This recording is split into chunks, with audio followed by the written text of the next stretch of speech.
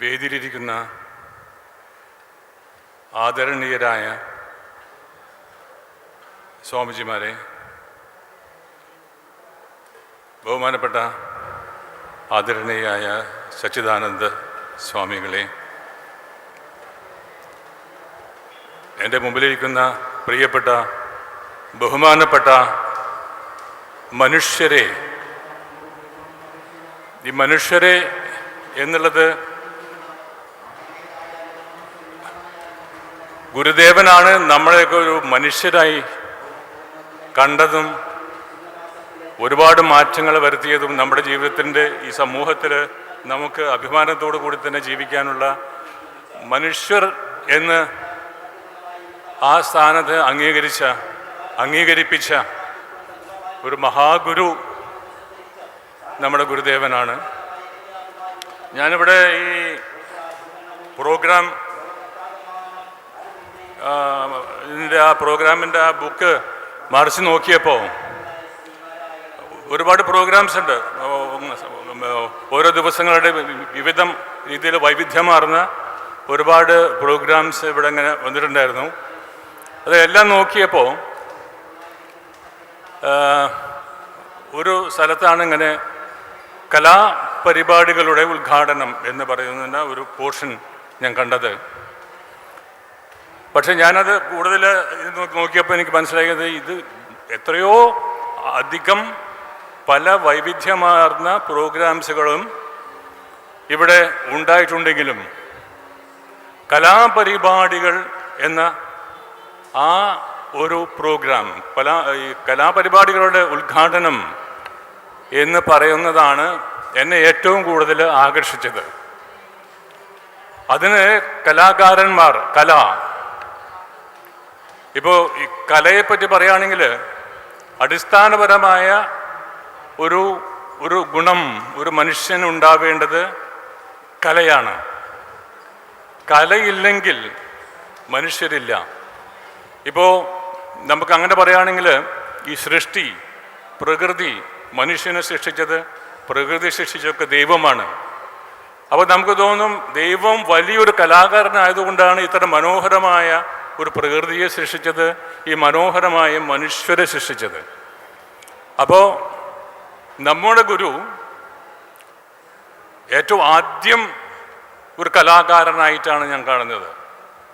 അങ്ങനത്തെ ഒരു കലാകാരനായതുകൊണ്ടാണ് ഗുരുവിന് ഇത്തരം മഹത്തായ ഒരുപാട് ഉപദേശങ്ങൾ നമുക്ക് തരാൻ കഴിഞ്ഞത്. ഏത് പ്രൊഫഷനായാലും അവരെല്ലാം ഒരു കലാകാരനായിരിക്കണം. വളരെ തീവ്രമായ മനുഷ്യത്വമുള്ളവരാണ് കലാകാരന്മാർ. അപ്പോൾ ഒരു ഡോക്ടറായാലും ശരി, ഏത് തരത്തിലുള്ള ഒരു ജോലി വഹിക്കുന്നവരായാലും ശരി, അവരൊക്കെ കലാകാരനായിരിക്കണം. പ്രത്യേകിച്ച് ഭരണകർത്താക്കൾ കലാകാരന്മാരായിരിക്കണം. ഭരണകർത്താക്കൾ ആയില്ലെങ്കിലാണ് അവർ കലാപകാരികളായിട്ട് മാറേണ്ടി വരും. അപ്പോൾ ഇവിടെ എൻ്റെ ചിന്ത പോകുന്നത് എന്താണ് വസ്തുത, വലിയൊരു ഒരു ഒരു ഒരു കലാകാരനായിരുന്നു നമ്മുടെ ഗുരു. ഒരു കലാകാരൻ, അടിസ്ഥാനപരമായ ആ കല അദ്ദേഹത്തെ ഒരുപാട് ഒരുപാട് ഒരുപാട് ഒരുപാട് ചിന്തകളിലേക്കും അദ്ദേഹത്തിൻ്റെ ദാർശനികമായ ദർശനങ്ങളിലേക്കുമൊക്കെ കൊണ്ടെത്തിക്കാനുള്ള കാരണം അദ്ദേഹം ഒരു കലാകാരനാണ്. ഇവിടുത്തെ ഒരു പ്രോഗ്രാം, ഇപ്പോൾ ഞാൻ ഇവിടെ നിങ്ങളുടെ മുമ്പിൽ നിൽക്കുന്ന പ്രോഗ്രാം ഒരു കലാപരിപാടികളുടെ ഉദ്ഘാടന കർമ്മമാണ്.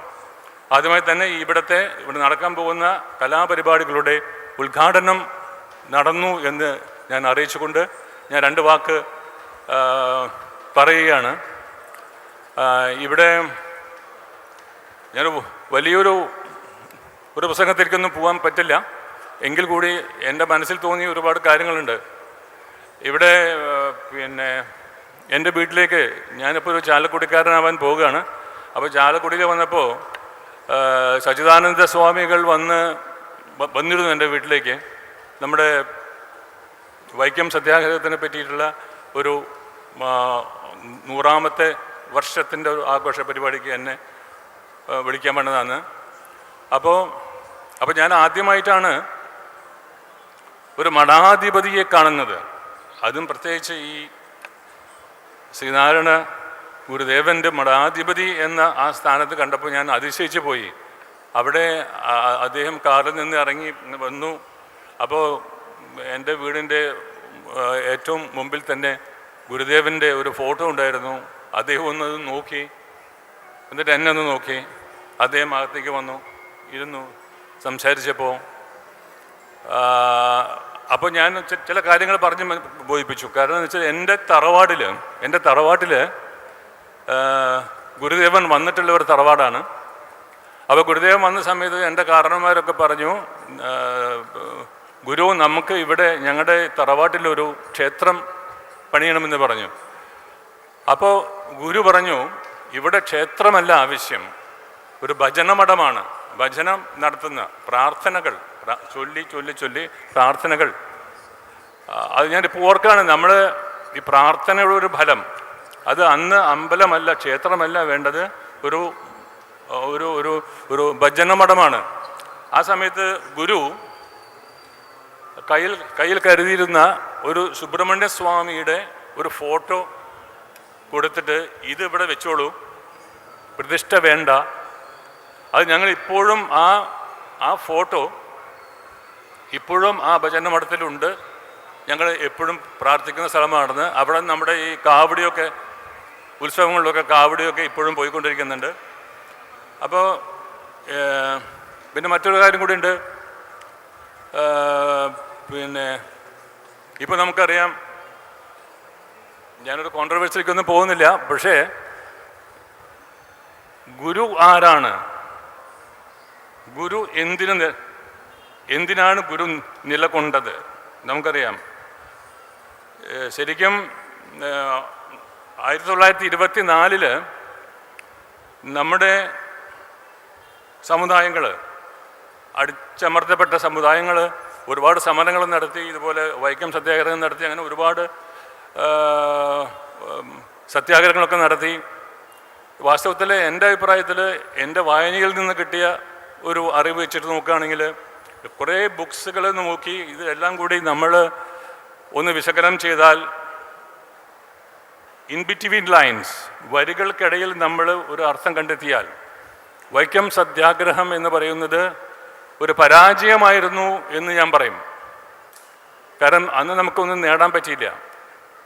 അവിടെ നമ്മുടെ ആവശ്യം എന്തായിരുന്നു? അവിടെ വഴി നടക്കാൻ നടന്നുകൊണ്ടിരുന്ന ഒരു വഴി നമുക്ക് നടക്കാനുള്ള ഒരു അവകാശവും തേടിയിട്ടുള്ള ഒരു സമരമായിരുന്നു. 602 ദിവസം ഭയങ്കരമായ ഒരു പീഡനങ്ങൾ അനുഭവിച്ചുകൊണ്ട് നമ്മുടെ നേതാക്കന്മാർ ചെയ്ത, അതിന് അവസാനം ഗാന്ധിജി വന്നിട്ട് അവിടുത്തെ പോലീസ് കമ്മീഷണറുമായിട്ട് സംസാരിച്ചിട്ട്, നമുക്കൊരു കാര്യം ചെയ്യാം, ആ വഴി വേണ്ട, നമുക്കൊരു മറ്റൊരു വഴി ഉണ്ടാക്കി കൊടുക്കാമെന്ന് വെച്ചാൽ മറ്റൊരു വഴിയാണ് നമുക്ക് കിട്ടിയത്. അത് പരാജയമാണ് ഞാൻ വിശ്വസിക്കുകയാണ്. അപ്പോൾ 1924 അസ്വസ്ഥരായ നമ്മുടെ സമുദായങ്ങൾ, കാരണം മുസ്ലിങ്ങൾക്കും ക്രൈസ്തവർക്കും ഒരു പ്രശ്നവുമില്ല, ഒരു ഐത്തവുമില്ല. അവർക്ക് വേണമെങ്കിൽ ഏത് സ്ഥലത്ത് പോവാം, ആരെ വേണമെങ്കിൽ കാണാം, നമ്പൂരിമാരെ കാണാം, എവിടെ പോയാലും അവർക്ക് ഐത്തമില്ല. നമ്മുടെ സമുദായങ്ങൾക്ക് മാത്രം ഐത്തമുള്ള ഒരു കാലഘട്ടം ഉണ്ടായിരുന്നു. അപ്പോൾ ആ സമയത്തുള്ള ഈ സമുദായ നേതാക്കന്മാരൊക്കെ കൂടിയിട്ട് ഗുരുവിൻ്റെ അടുത്ത് ചെന്ന്, ഗുരു നമുക്ക് മതം മാറിയാലോ എന്ന് ചോദിച്ചു. കാരണം മതം മാറിക്കഴിഞ്ഞാൽ നമുക്ക് ഈ സ്വാതന്ത്ര്യം കിട്ടുമല്ലോ, നടക്കാനുള്ള സ്വാതന്ത്ര്യം, ഐത്തമില്ലാത്തൊരു ജീവിതം നമുക്കൊക്കെ കിട്ടുമല്ലോ.